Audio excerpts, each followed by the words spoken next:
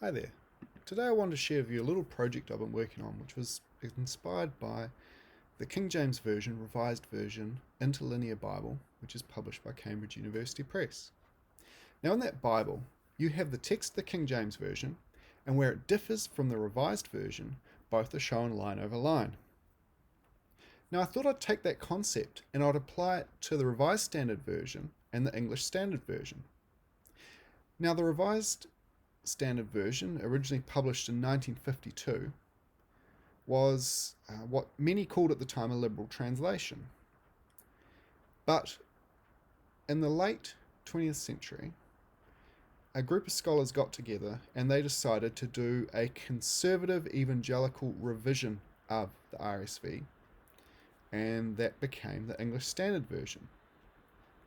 Now the translators behind the English Standard Version, they started with the RSV text, and where they felt that it was translated incorrectly or could be translated better, they noted down the changes, they presented those changes to the committee, and from there what was approved by the committee became the ESV text as we now have it. Now, there have been several revisions of the ESV since 2001 when it was first published, but in terms of the book of Obadiah, there have been no changes. So what we're seeing here is the ESV text for Obadiah as it's always been. Let's take a look. So, Obadiah verse 1. The vision of Obadiah. Thus says the Lord God concerning Edom. We have heard tidings in the RSV, or a report in the ESV from the Lord, and a messenger has been sent among the nations. As you can see, that's a pretty straightforward translational change. Tidings is not a word we use very often today. A report is a better translation, a more contemporary translation, but it's neither here nor there. Right, let's continue. Rise up, let us rise against her for battle. See the difference in case. The older grammatical style, you would have a lowercase after an exclamation mark. Contemporary style, we would have a capital letter after an exclamation mark. I'll let you look at these changes and feel free to pause the video and take a close look for yourself at the differences. And you can see that they are not too great. Most of these are really quite small changes. Let's go to verse 5. If thieves came to you, if plunderers came, in the ESV, or blank in the RSV, by night, how you have been destroyed. There's an interesting translation change in verse 7. All your allies have deceived you, they have driven you to the border. Your confederates have prevailed against you, your trusted friends have set a trap under you. There is no understanding of it. In the RSV. Because in the ESV they sought to rearrange it a little bit, didn't they? All your allies have driven you to your border. Those at peace with you have deceived you. They have prevailed against you. Those who eat your bread have set a trap beneath you. You have no understanding. That's arguably a more literal translation of the ESV. Those who eat your bread versus trusted friends. And I think the phrase, those who eat your bread, will translate fairly well cross-culturally. People understand in general that you share meals with those who you trust and those who you enjoy spending time with. The translation change from your confederates to those at peace with you. I think those at peace with you is perhaps a better translation. I don't use the word confederate too much. Now, let's move down and we get to the really interesting ones in verse 12.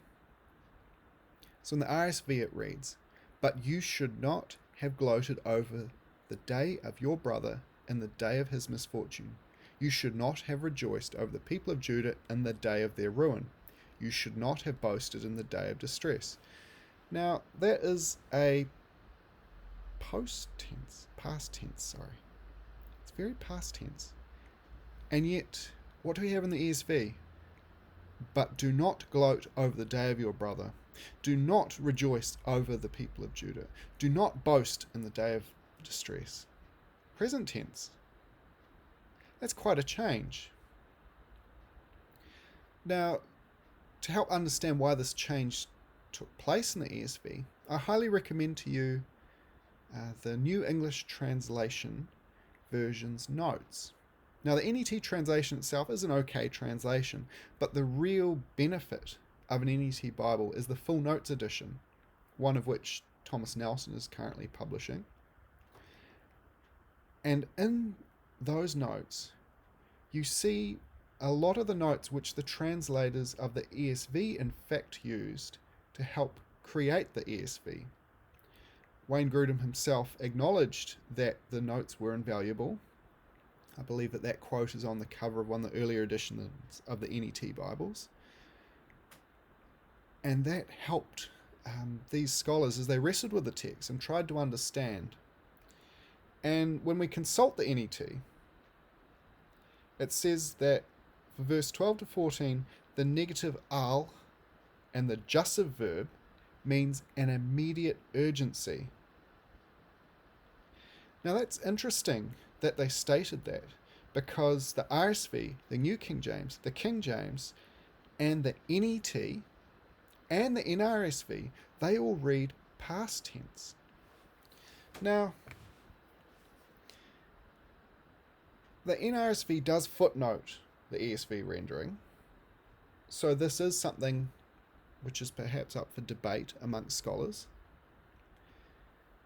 But the ESV decided to stick a stake in the ground and stand out from the crowd and translate it present tense. I'm sure other translations do too. I didn't investigate every translation, but I was particularly interested in those who are in the lineage of the RSV and the ESV. So let's continue. Verse 14, we have same thing, you should not. Verse do not, parting of the ways to crossroads. Again, very straightforward changes. And finally we get to the last paragraph from verses 15 to 21. And as you'll see, the actual translational changes, they're very small. They're very insignificant until we get perhaps to verse 20. Now in the RSV we have the exiles in Halah who are of the people of Israel shall possess Phoenicia as far as Zarephath. And in the ESV we have the exiles of this host of the people of Israel shall possess the land of the Canaanites as far as Zarephath. That's an interesting translation choice. The ESV's gone for a more literal rendering, and for the of this host, the RSV went to transliterate the Hebrew, which is, there is a city called Halah, where the exiles of the Israelite, the northern kingdom, were sent. And we read about that in 2 Kings 17:6 and 18:11 and 2 Chronicles 5:26. But it also means this host. The RSV admitted so much with their footnotes saying, correction, CN, Hebrew, this army. And the word Phoenicia, the land of the Canaanites, again, this is an interpretive call that RSV made. It is literally the land of the Canaanites in the Hebrew. But because the context of Zarephath, remember that's near Tyre and Sidon, they thought it was particularly the coastal area.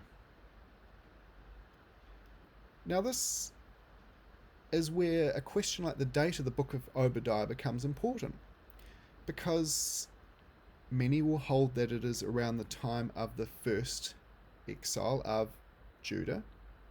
Some will hold that it is post-exilic. Others, such as Bishop Ussher, will hold that it, in his chronology, will hold that it is at the time of Queen Athaliah. So in the middle of the first kingdom of Judah. Which is it? I personally believe it is at the time of the first exile of Judah. But then even taking that stance, it opens up interpretive questions. The exiles of Jerusalem who are in Sepharad. There's a city called Sepharad where Israelites were sent, or where they could have been sent, in Assyria. Sepharad also stands for Spain. We have Sephardic Jews. They come from Spain, Morocco, around that area. So the furthest reaches of the world. Which is it? Who are the exiles being called back? Are they the northern kingdom? Are they only the Judaic kingdom? These are the questions we wrestle with when we look at this text. And I guess my hope behind this video has been to sort of illuminate some of these questions for you, raise them before you, especially in the context of translational choices. I'd love for you to leave any comments and let me know what you think. And if you have any other comments on the RSV or ESV, are these good translations? Are there places they can be improved? Are there better ones to compare these to? I'll see you later.